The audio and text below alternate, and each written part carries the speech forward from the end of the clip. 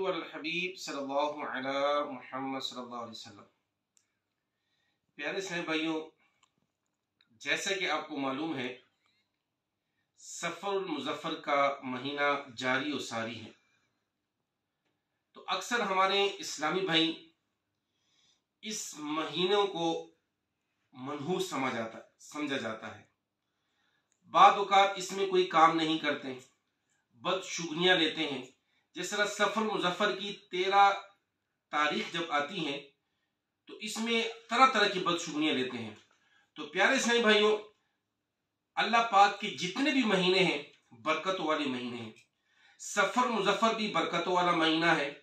اس میں خلیفہ چہارم حضرت علی کرم اللہ تعالی وجہ الکریم اور حسینہ فاطمہ الزہرا رضی اللہ تعالی عنہا کا نکاح ہوا۔ اسی مہینے میں خیبر کو فتح ملی۔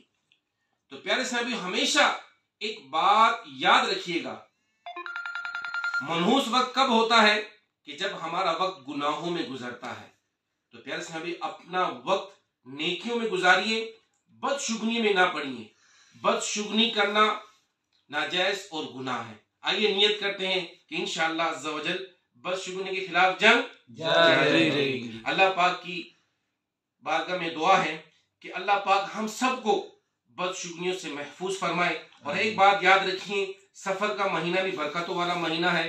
اس میں کوئی ایسا معاملہ نہیں ہے، نہ شرعی طور پہ اگر دیکھا جائے اگر کوئی بدشگنی لیتا ہے تو وہ گناہ کی طرف جاتا ہے۔ تو اپنے وقت کو قیمتی بنائیے بلکہ نیکیوں میں گزاریے۔ اللہ پاک اپنی رحمت کے صدقے آپ کی اور میری بے حساب مغفرت فرمائے، آمین بجائے خاتم النبیین امین صلی اللہ علیہ وآلہ وسلم۔ دارین باقی چلتے